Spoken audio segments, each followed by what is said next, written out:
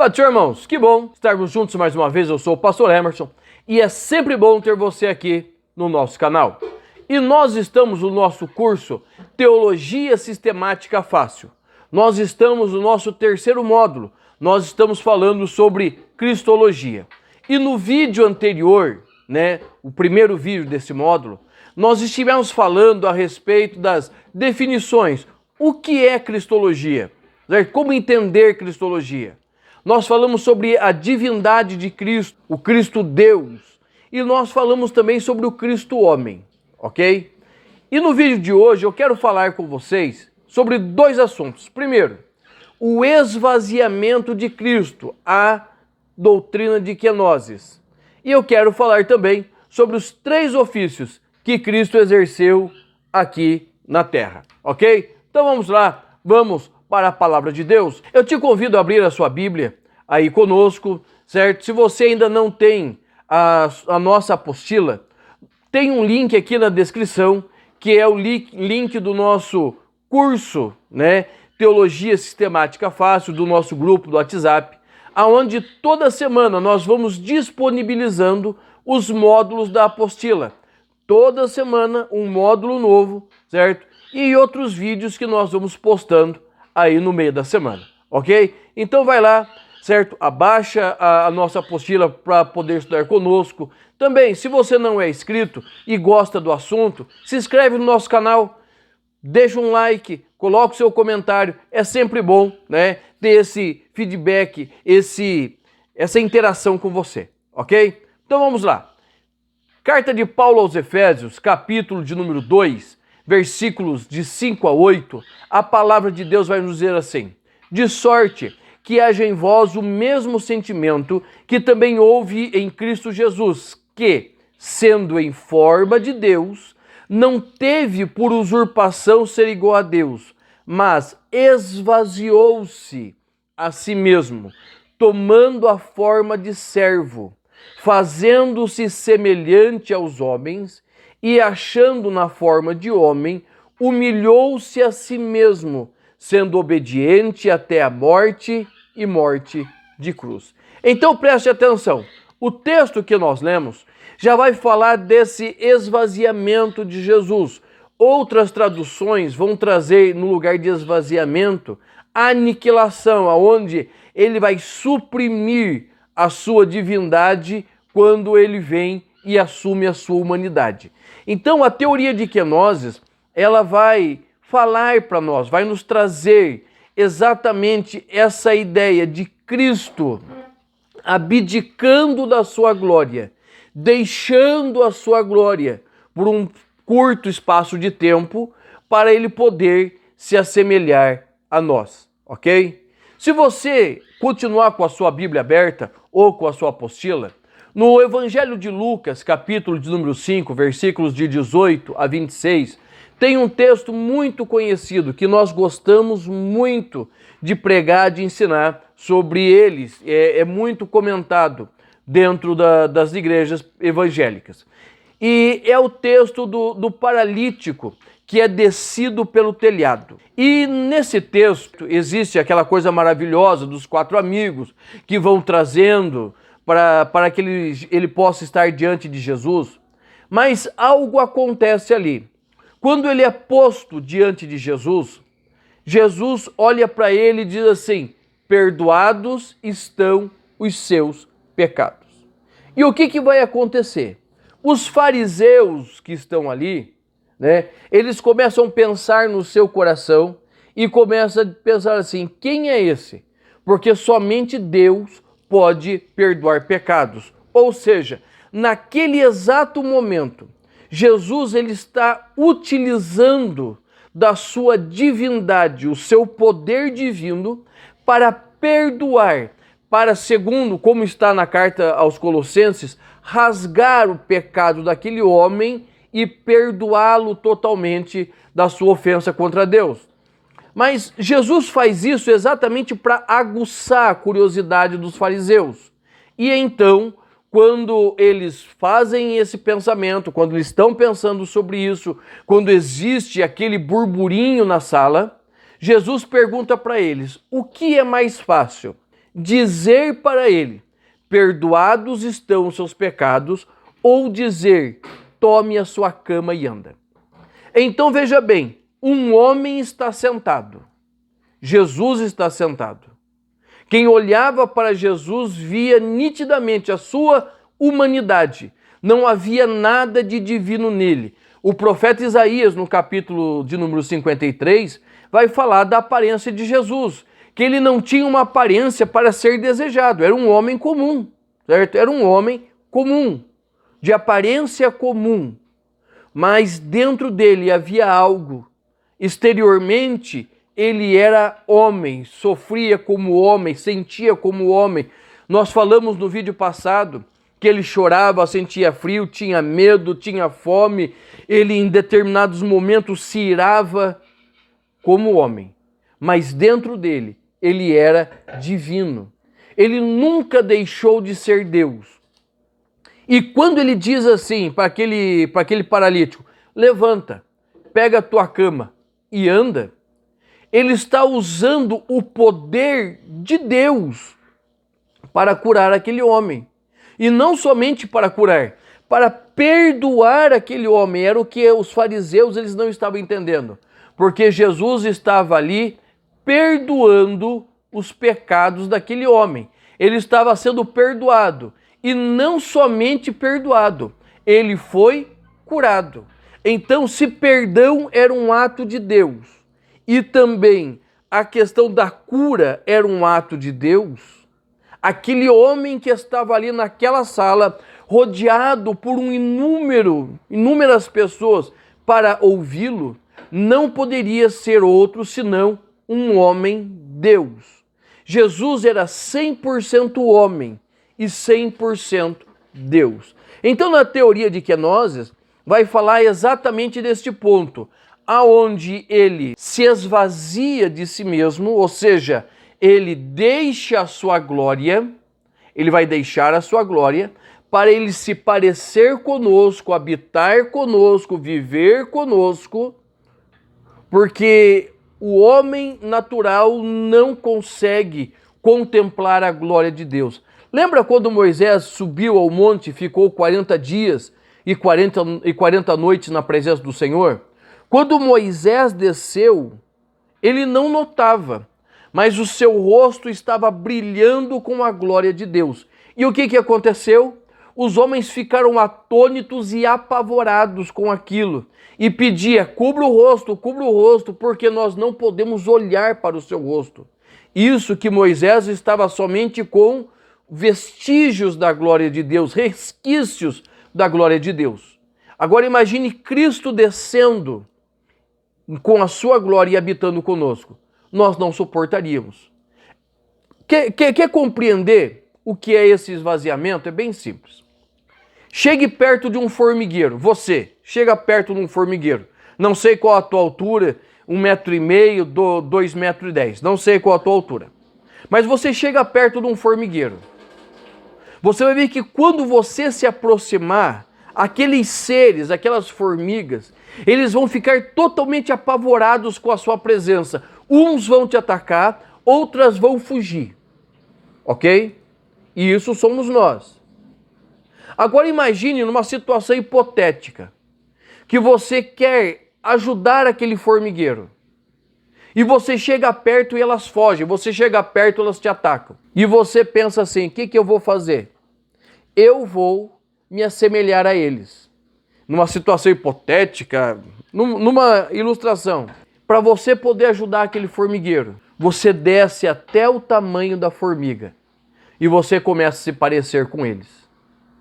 Você não vai deixar de ser quem você é. Porque quem você é muito mais do que simplesmente tamanho, do que forma. É isso que aconteceu com Cristo. Ele desceu à estatura de homens. Uns fugiram, outros o atacaram, mas muito o amaram. O esvaziamento fala exatamente disso, quando ele toma a decisão de se assemelhar a nós, de ficar parecido conosco. Então, quando Jesus diz para eles: o que é mais fácil? Dizer a este homem: perdoados estão os seus pecados, ou levanta e anda. Jesus estava dizendo assim, olha, eu posso fazer os dois. Eu estava fazendo só o simples, né? Só dizendo para ele, perdoados estão os seus pecados.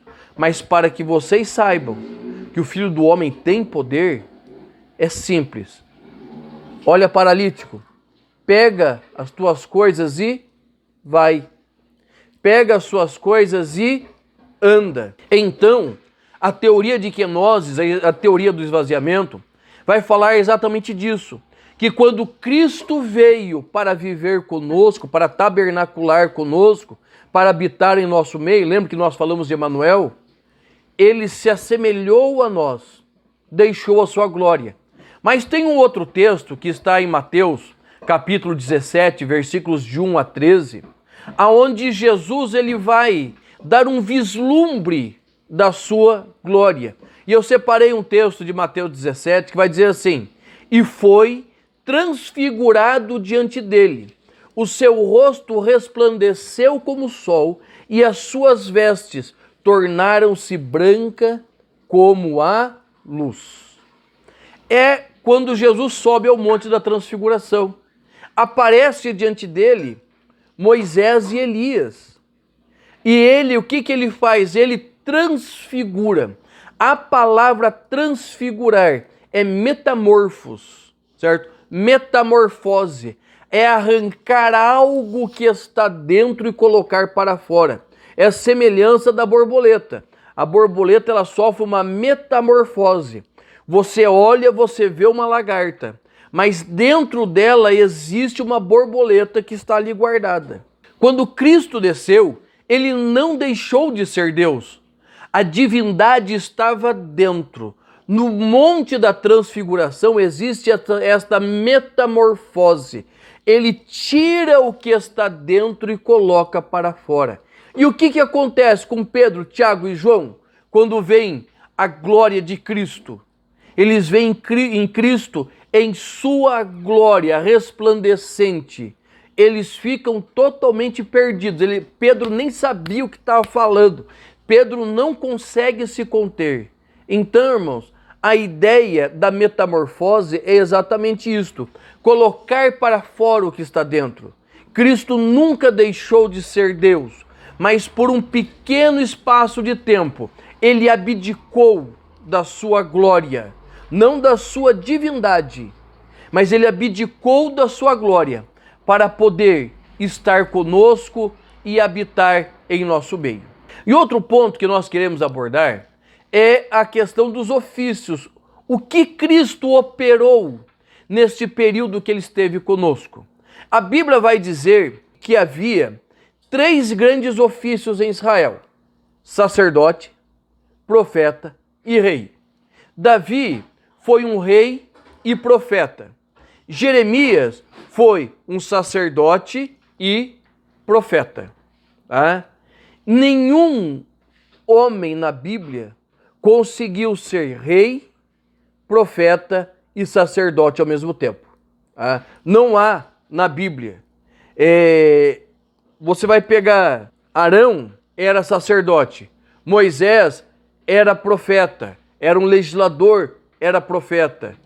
Samuel era um sacerdote que exercia uma autoridade no meio do seu povo.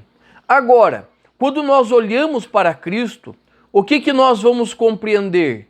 Nós vamos encontrar um sacerdote, rei e profeta que estão trabalhando em todo o povo.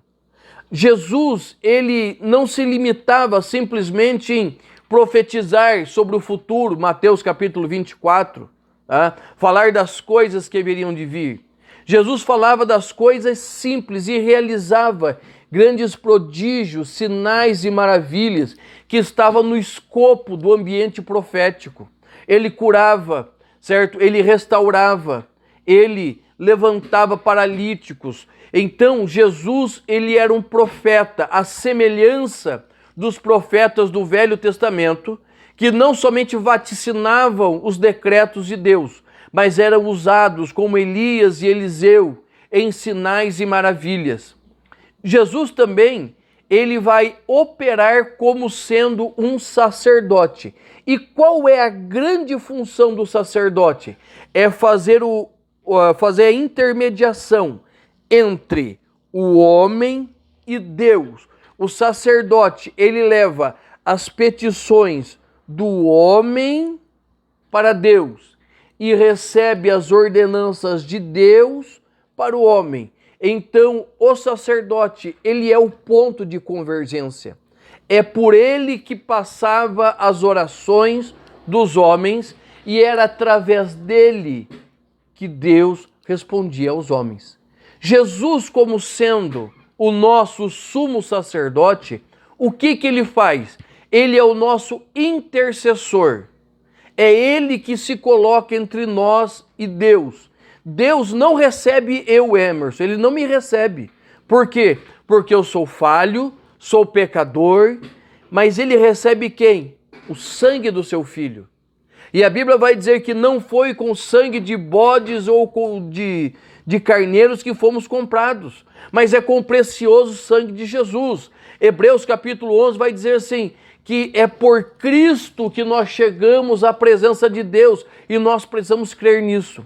Então Jesus é o nosso sacerdote, mas não segundo a linhagem de Arão. Por quê? A linhagem de Arão é uma linhagem que termina com a morte. Jesus não. Jesus é segundo a ordem de Melquisedeque, ou seja, é uma outra linhagem que não tem começo e não tem fim. Então Cristo, ele é o nosso sumo sacerdote. E Cristo também, ele é o Rei dos Reis. Mateus capítulo 28, versículo 18, Jesus vai dizer assim, e me é dado todo o poder no céu e na terra. Ou seja, toda a autoridade divina sobre todos os poderes angelicais, humanos, foram dados a Cristo após a sua ressurreição. Então ele é o nosso Rei por excelência. E ele reinará no mundo plenamente ali no período do milênio, aonde ele estabelecerá o seu reino em Jerusalém e reinará as nações do milênio. Então, quando nós olhamos para Cristo, nós vemos os três ofícios, rei, sacerdote e profeta, sendo ocupados pela única pessoa que teria autoridade para isso, Jesus Cristo, o Filho de Deus. Ok? Deus te abençoe por estar conosco em mais esta aula.